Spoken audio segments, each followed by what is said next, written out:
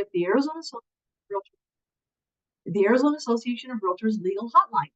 Nikki then became an in-house counsel for Arizona Association of Realtors for over 9 years, and her last promotion as general counsel.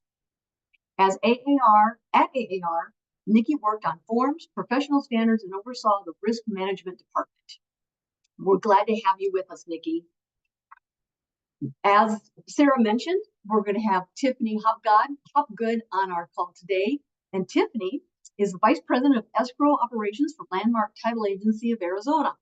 Actively engaged in the escrow industry since 1993, Tiffany's success is marked by her business integrity, her industry dedication. She's educating the next generation of escrow professionals is her paramount importance to her.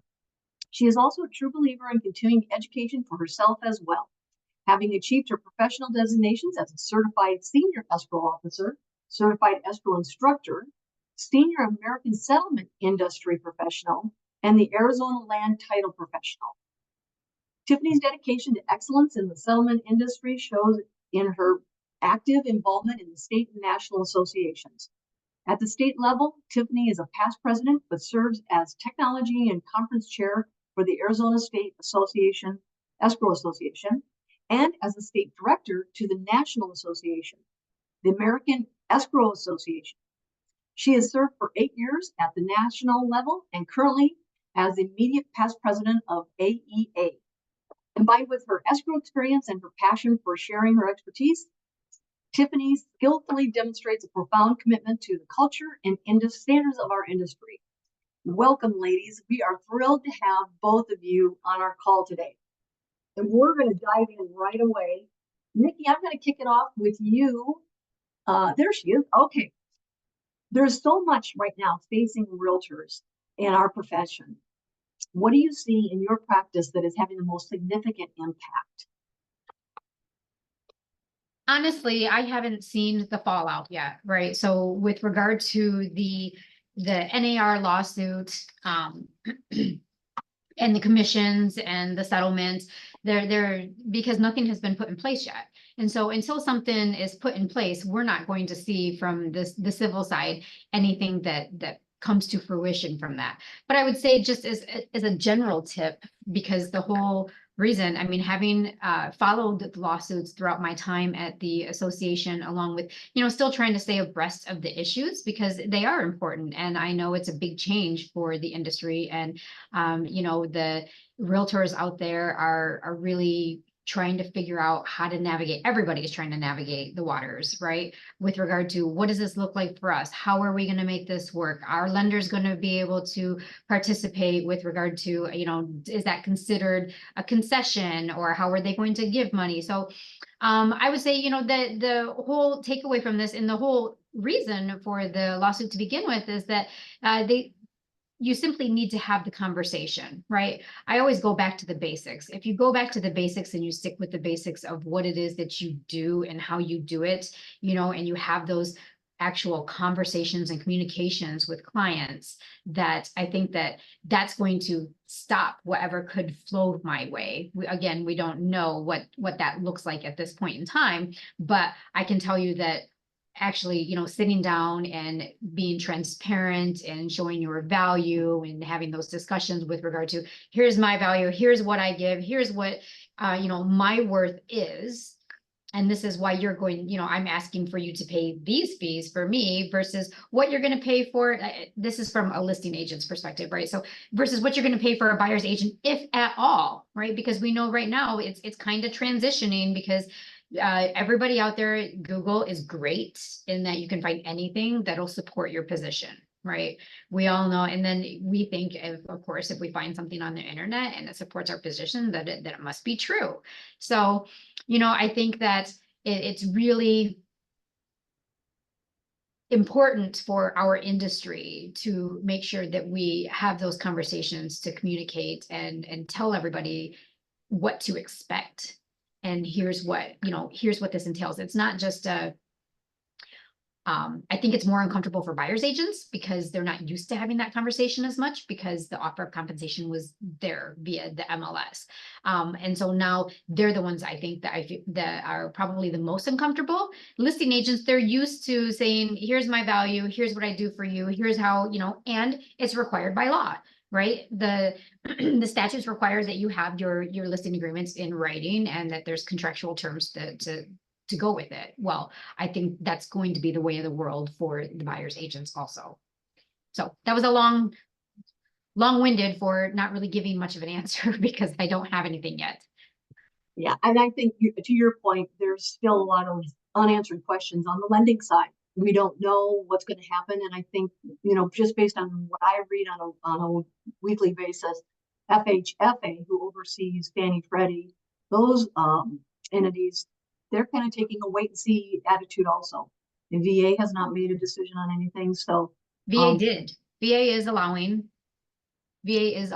for yeah, part of the seller concessions pardon?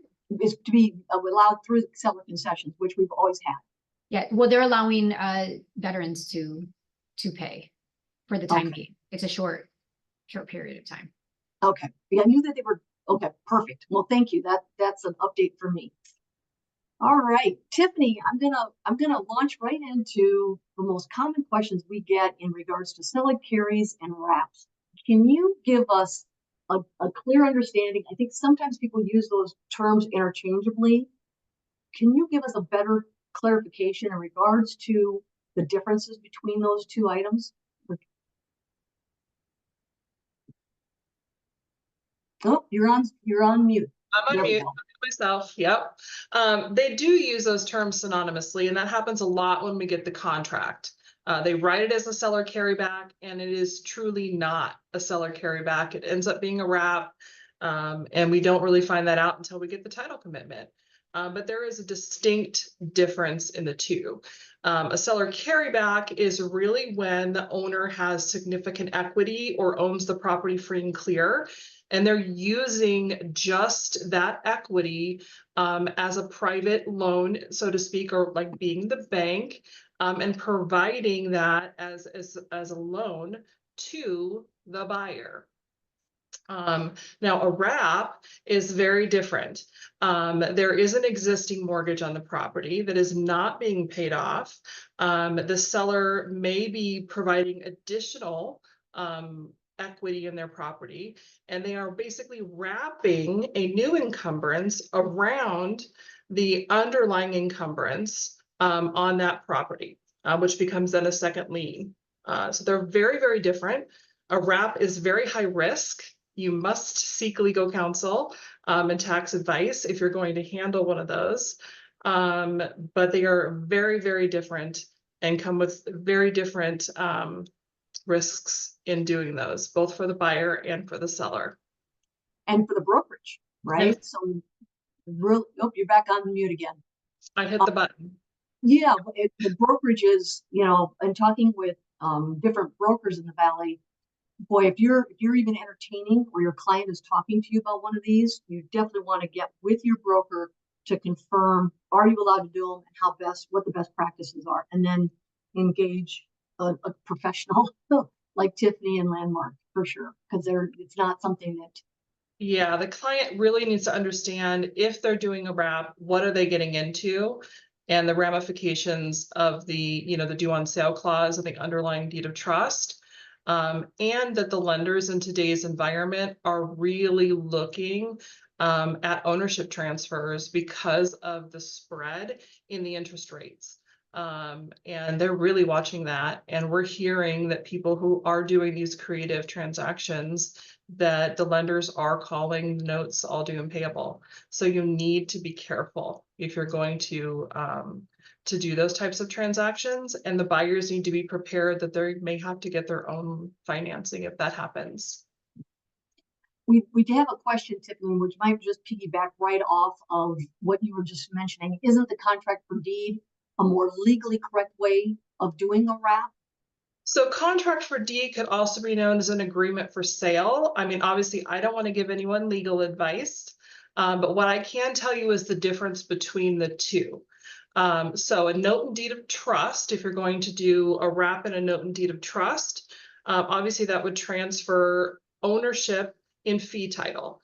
Contract for deed or agreement for sale, what that does is it transfers equitable title to the buyer, and the seller still remains in fee title. But there are some, so I don't know if it's the right way to do it. It does keep the seller in fee title, but it also has different foreclosure proceedings depending upon the equity of the buyer. I'm sure Nikki can speak to that potentially, but so there's again, it's all about knowledge and that they're understanding the types of transactions that they are getting into and what that means. Additionally, when you're going into any of these, you want to have account servicing. The parties should not be servicing these types of transactions themselves. And that's all in how you write your contract and making sure you're writing your contract completely. Nikki, do you want to address anything in that in regards to that question in the chat? Yeah, no, everything Tiffany is saying is absolutely correct. And I actually had a question for you because I've not seen a lender call a note due yet. And in my years of real estate, you know, we tout it, right? We say it because it's an absolute risk. It's 100%, you know, in every single deed of trust that it says that there's a due on sale clause, right? And so, but since I've been in real estate since 2007, you know, I haven't seen it. And so I'm really curious and I'd like to pick your brain about that because we say it, I've never seen it. And so, but yeah, there are so many risks associated with wraps.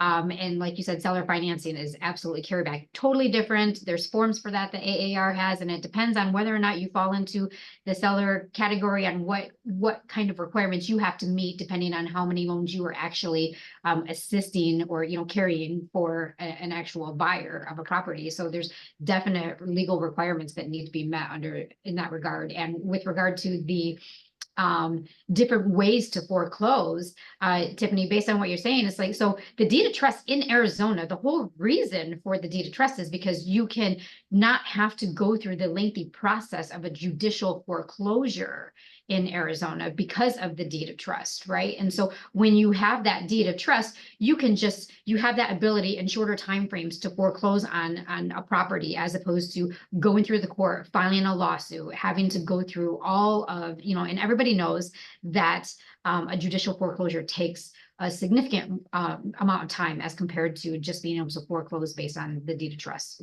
which Arizona law allows. Yeah, great point.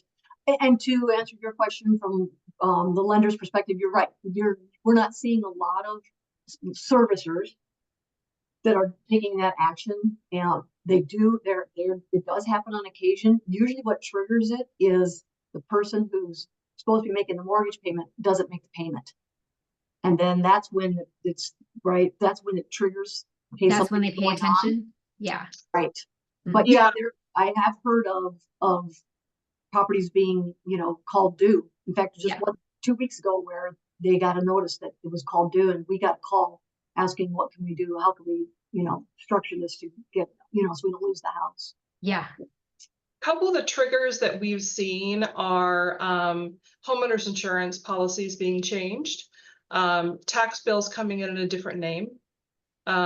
So of course, with the ownership transfer, those may happen. Of course, as an escrow professional, we have disclosures about they should maintain their insurance policy and landlord policy, and the new owner should get a renter's policy. Now, again, that's just a disclosure from us. You need to seek advice on how you want to handle that. We are not in any way giving you the right way to do it. It's just a disclosure, but those are the kinds of things that will trigger the lender. Plus they are watching. I mean, they're watching the ownership records that will also trigger them. And it's happening. Yeah, you know, when interest rates went up, I was like, this is a great time for lenders to pay attention to those things. If I were a lender and I were in the business, I would watch, because of course they want that higher interest rate. It's a business, right? They're in the business of making money. They're not in the business of anything else. So I just think that seems appropriate, considering especially what is going on with well, it's not so much driven by profit based on the rate. It's more driven by the fact that you've got an occupancy issue. Yeah. And the number one fraud issue on the lender side is occupancy fraud. And so now you've got a property that was potentially purchased as a primary residence for somebody. Yeah.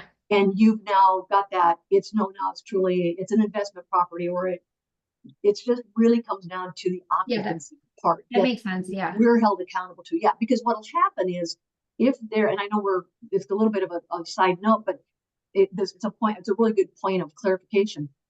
If that file is audited, and let's say it's audited by FHFA, Fannie Mae comes in, they're looking at the file, they're saying, hey, wait a minute, you have a change in occupancy, that this was originally sold to us as an owner occupied. Now you've done the wrap, changed the ownership of this property, and they're using it as an investment property. Okay. That's where Thank you for sharing that. issues. So then the lender is in a situation where they could be in a buyback, or again, occupancy fraud. Actually, I know somebody who had a problem with that, and they had to send one of their employees, lost his license, and actually is doing some jail time. So it is something that's out there, is we have to be aware of. That's Good why. to know. Yeah, great to know. Great Yeah. information. Profit margins are all based on the rate. There's a profit margin built into it. And I'll tell you, for wrap situations, we're very clear and concise on what we will and won't look at. FHA, we will never wrap or do a subject to, never. Those are government-backed loans. We will never do that. VA, you're dealing with, a veteran and their veteran eligibility. And so the only time we would entertain that is with an agreement for sale, because the veteran is protected. They remain in fee title, but the veteran has to understand that their eligibility is tied up with that loan remaining on title. So as long as they're not purchasing another property and relying on that VA for for another purchase, then that's okay. They just really have to understand that. We would never do it as a note deed of trust. It would have to be an agreement for sale so that the veteran is protected under that agreement for sale. So just to know the difference in the types of loans for the wraps, there's a very clear standard on that, because of some of those underlying things like Stacy was talking about, that the lending standards have to do. And we have to kind of look at those as well. We don't want to be stepping over those boundaries either as an escrow professional. Good point. Yeah, I think that this kind of education really is helpful to understanding the pros and cons from a legal standpoint, and also from perspective of those pitfalls. Let's go, and we'll ask Nikki in regards to the changes that are coming with the AAR forms. And I know that I don't believe the forms committee has come out with the new forms. I think they're coming later this month or 1st of July. Any updates or anything that you are aware of that as real estate professionals should be cognizant of? So because I'm not a part of AAR anymore, and I'm not in, what I can tell anybody that is attending, if you ever want to stay abreast and be apprised, so on top of it, any members, or if you happen to be an affiliate of the association, then you can, I think an affiliate, I don't know that exact rule, but they can sign up for what's called the loop at the association. And so the loop means that you would be the first to see any drafts. So that would be any revised forms, any new forms. And then you get to, as a professional, as a real estate professional, you get to say, review the contracts in advance and say, well, what about this? Because you guys are the practitioners. And so you know what it's like to be, the ins and outs of of a transaction. And so while you can't make any contract perfect, right? The contract is already 10 pages long.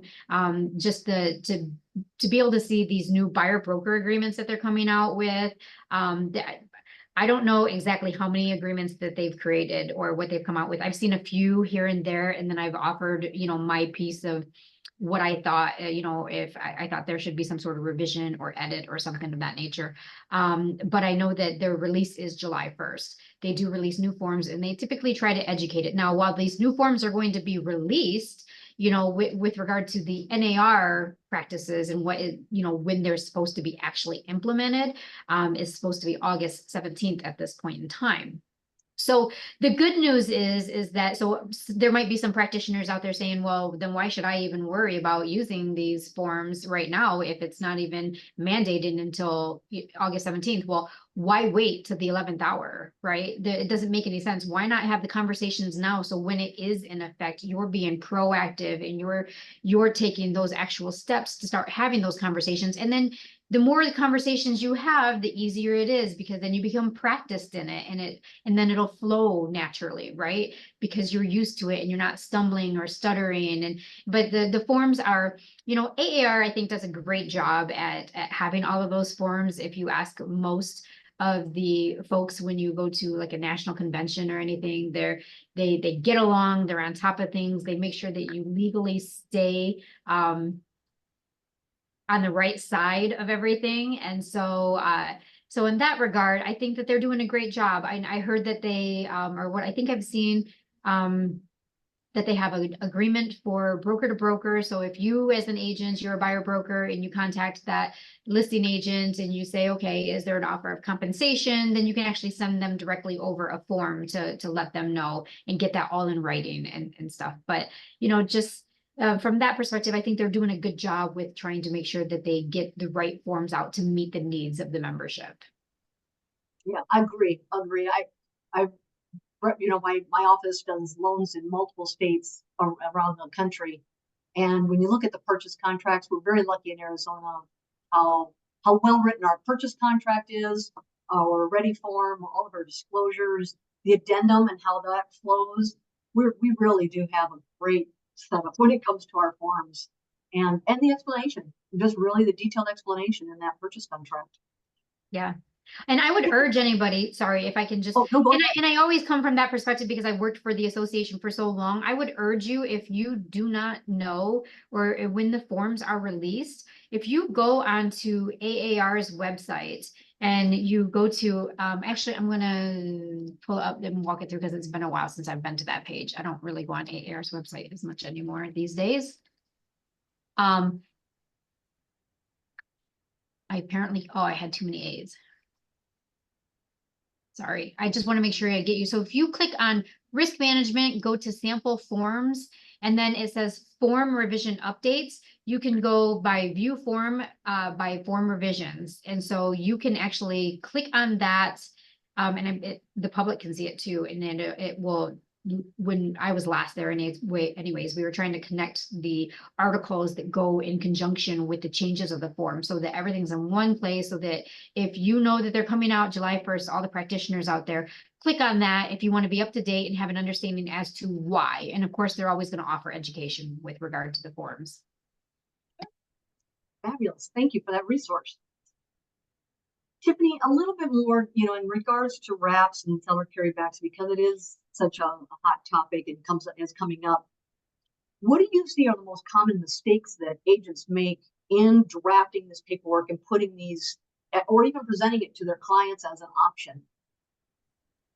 So I think it's different. I mean, the biggest thing would be the preparation of the financing, seller financing addendum. We're missing a lot of terms when it comes down to preparation of the documents, would be the biggest thing. Make sure it's clear, it's concise.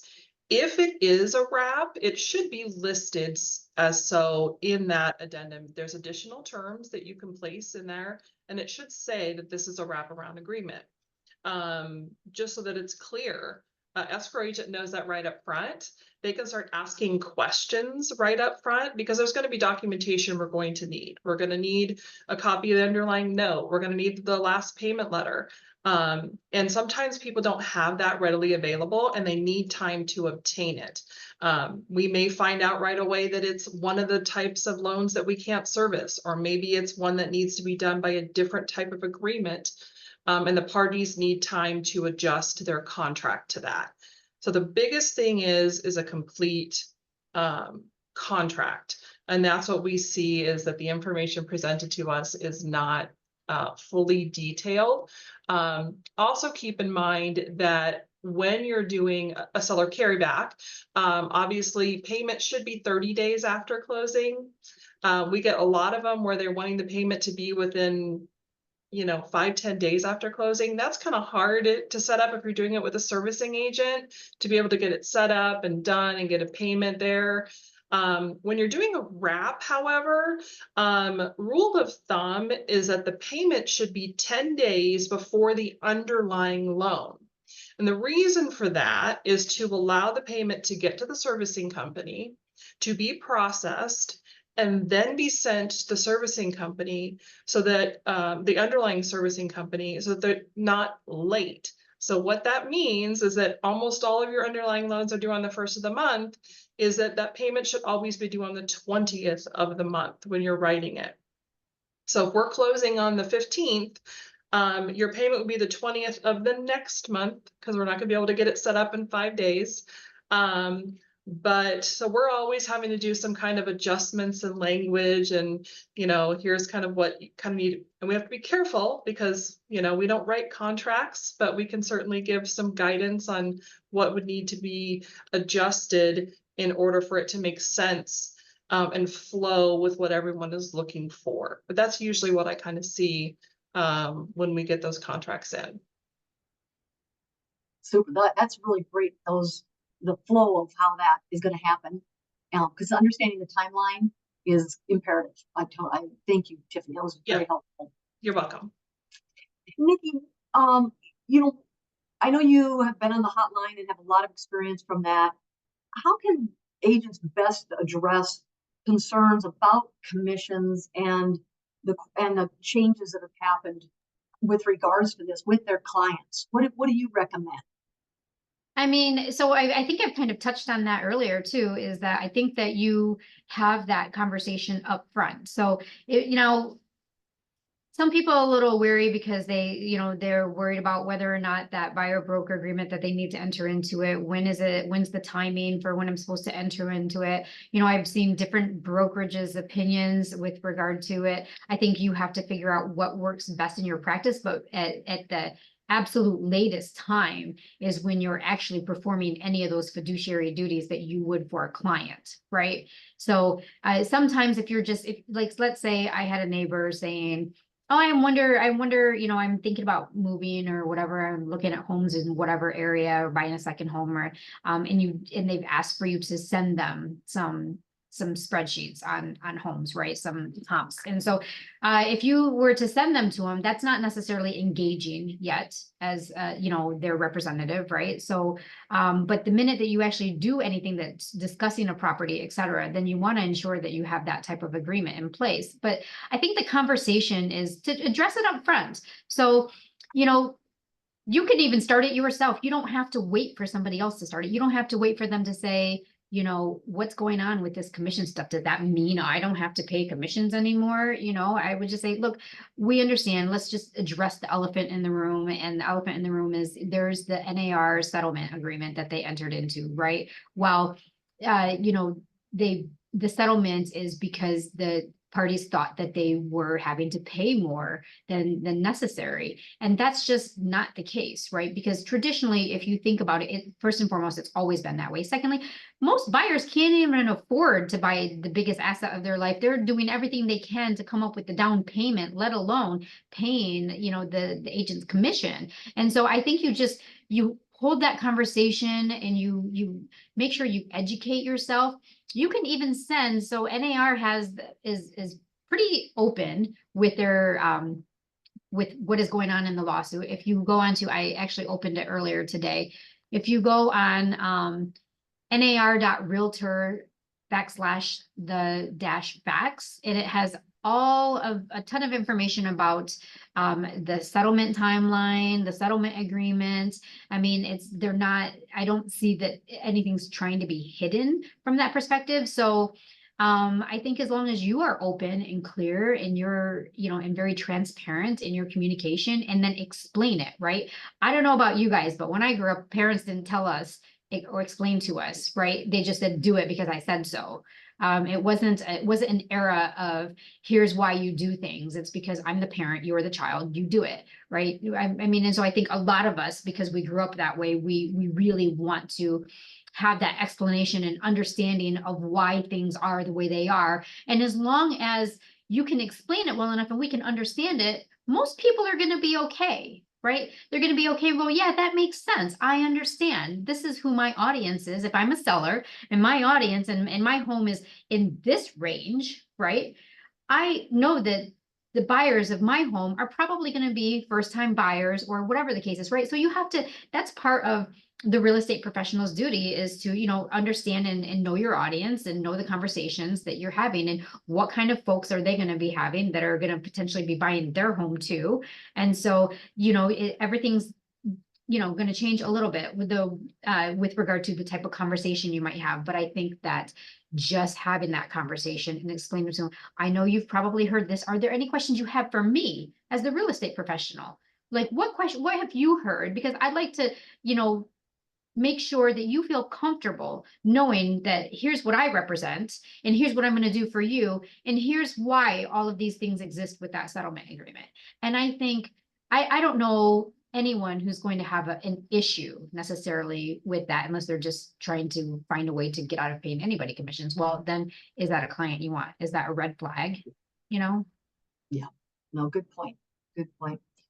Tiffany, we had a question come up in the chat. Is the inherent risk for contract for deed or installment sale saying that liens can cloud fee title after the sale? Any way to avoid this risk?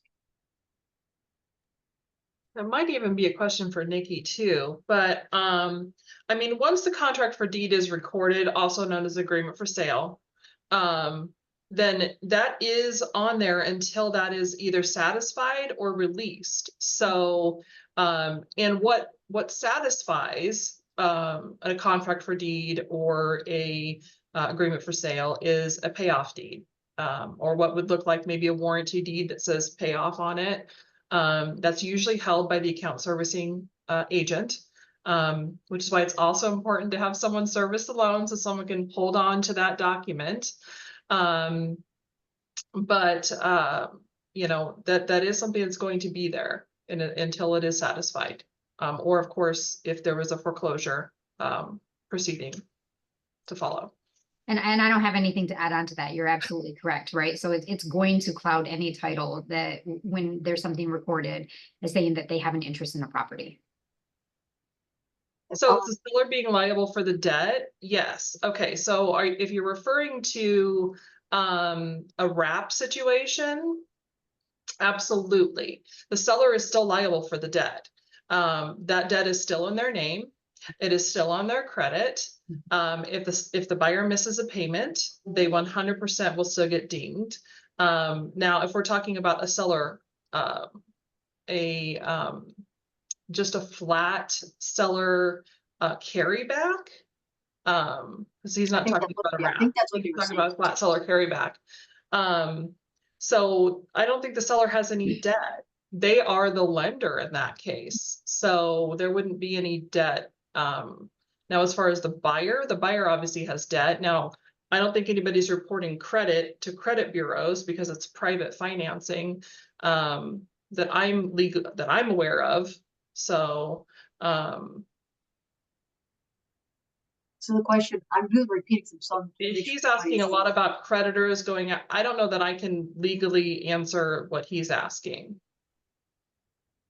Yeah, maybe, I feel like maybe if they can, is it possible for them to speak so that they can, because the typing, maybe there's getting something lost in the transition here. I mean, if there's no lien on the property, the seller there wouldn't be anything for the seller or for a lender to go after because in that scenario, if I'm reading this, if it's free and seller clear, is the lender. Yeah. Okay, there we got Dennis. Okay. Dennis, go ahead and ask your question. Yeah. Yeah, so the agreement for sale happens.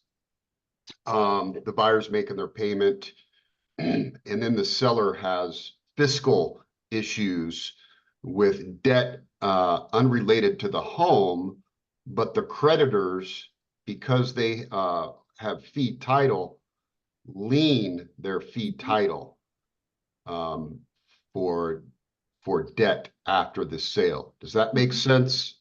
Yeah. So at any time, if you have a property in your name, right? If the title is in your name, just the way the Arizona law works, that if you have a creditor and they receive some sort of judgment, right? Because generally speaking, to receive a judgment, what you had to do is you had to have a civil case filed, you went to court, the court ultimately determined that they did owe you, that the debtor did owe X amount of dollars to the creditor, and they therefore get a judgment. Once that judgment is recorded, it automatically will lien any property in that debtor's name.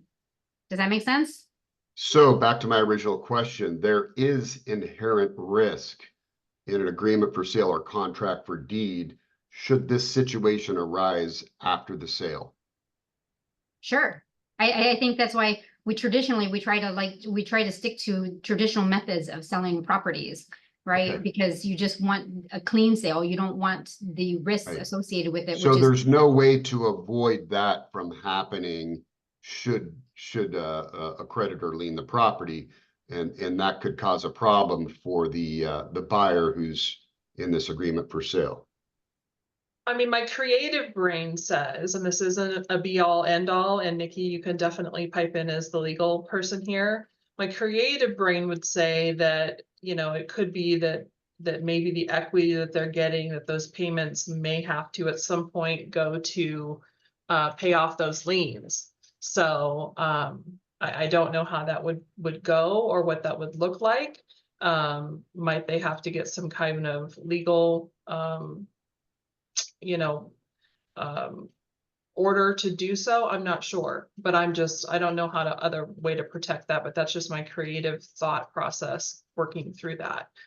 Nikki, and even in a contract for deed, I think I'd probably put in a term in there that says that when all is said and done, they have to provide the title free and clear, right? That's why those words exist in the contracts today, is that you're saying that this is free and clear, and you will take care of any liens that could potentially go against the property. So you would try to contractually protect yourself in that regard. So in the event that anything like of that nature occurred, then you could at least have a potential breach of contract claim civilly to be able to pursue that seller, or the ultimate seller, if anything, if the property got liened at some point in time. Okay, yeah, so that makes sense. I think that's a reasonable answer. The problem, I guess, would be is if that buyer was ready to sell and these liens all of a sudden popped up and there's a 30 or 60-day escrow, and you've got to now take them to civil court to get that clear, right? Probably. Yeah. Just trying to not be a pessimist, but be a realist on what could happen. Because I think that's the way to go to prevent a due on sale clause, but that's not totally without risk, right? Nothing's without risk. yeah, and the only time you have to worry about a due on sale clause, Dennis, is if it's a wrap and there's an underlying loan. If it's a straight, seller owns the property free and clear, and they're just loaning their equity, they can do a straight note and deed of trust and transfer it with, transfer full fee title. I do understand that. Yeah. Well, I think if anything, today's panel, really has demonstrated how complex both of these different programs are, and having the professionals on your side is critical. Nikki, I'm going to ask you to put your contact information in the chat for us so that we can share that with everyone in case they have additional legal questions or need to engage an attorney. We'd love to support you in your efforts. And I can do that. Thank you. And Sarah, we can include Tiffany's contact information if that's appropriate. We'd love to, the resources that we have available. And this is why we had the panel today, was because of both of these professionals and their depth of knowledge on these subjects. So thank you both very much. Last, we've got just a few minutes left. If somebody has a question, please throw it in the chat. Nikki, Tiffany, is there anything that we didn't cover today that is noteworthy to discuss and cover in the last few minutes? I would be remiss if I didn't say that if you are doing a wrap transaction give your escrow professional sufficient time to handle that transaction. Try not to rush the transaction. 30 to 45 days is really, what we ask for, because they are very complex. We want to make sure that the parties in the transaction are really understanding what they're doing. There's a lot of information to gather, a lot of paperwork to prepare, and we want to make sure that we are not missing anything and rushing through the transactions. Seller carrybacks are a little different. They're a little more simplified. But again, we can handle those quicker than a wrap, but I think I do want to kind of put that out there. We've gotten several where they want to close in a week, maybe 10 days, and that is really putting everyone at risk when we're trying to rush them that quickly when it comes to a wrap transaction. Easy to Right. make mistakes when you don't have a very long time frame. Yeah. We do have a question from Leslie. I would like a summary of the steps in how to do it right. Write a wrap on a seller financing form. Make sure that the form is complete. Give the EO time to complete what else and anything else. I know that's quite a bit. So I think the best thing to do when you're writing the seller financing addendum is, first of all, know if it's, know your seller's underlying loan. First of all, is it FHA or VA? If it's FHA, know that you should not be doing a wrap on that transaction. Number two, if it's a VA, then your type of instrument that you're going to be wrapping with is an agreement for sale, always. If it's conventional, then you can choose your option, have discussions with your seller, your listing agent, and determine, are they wanting to do it by agreement for sale or by note and deed of trust, and know the risks between the two, and have those discussions up front. Have clear instructions on your payment dates. The payment should be the 20th of the month. And the reason for that is, again, as we discussed earlier, and it should be the 20th of the month after your closing date. So if you're closing on the 15th of June, it should be the 20th of July. That gives time to get everything set up. Escrow will adjust, make sure they collect the proper payments and do everything to make sure that the loan stays current. But that just gives time to get everything set up and give the buyer proper time to get their payment in time, so they're not late right off the bat. And then make sure that in the additional comments section, that it does show that this is a wrap around transaction. It's very clear. It's not assumed by the escrow professional. This is just a simple seller carryback. Because what's going to happen is they get the commitment in, they see there's a loan, they're going to order a payoff, and they're just going to assume that we're paying off the loan. This will give everyone transparency right from the get-go on what's happening in the transaction. And I would urge you to speak with your broker and ensure that because you might have issues with insurance coverage or something of that nature. So ensure that the parties seek legal advice, talk to your broker, see if they allow those things. Yeah, and disclose. I mean, we'll have a ton of disclosures. And the biggest thing is to know the due on sale clause, and that the fact the lender could call it all due at any moment. And are the parties prepared to then be able to get their own financing? I recently had a conversation with a major broker here in the Valley, and he commented to me. He says, in the last couple of weeks we've had 4 wraps come in, and they were all done incorrectly.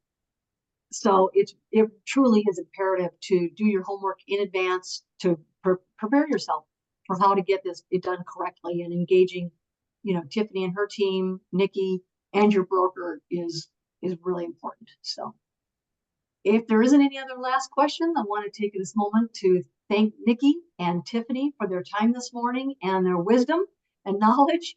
So appreciated. And also thank our sponsors again, Over Public Home Protection, Landmark, and Advantage Home Inspection. Thank you for joining us. This will be recorded, and Landmark does a great job of archiving these videos and trainings. And I think now, based on everything I've heard today, might be a good opportunity maybe in early August to do a training on the new forms that are coming out. So thank you, everyone. It was great to have everybody here today. Thank you. Thank you. Paul.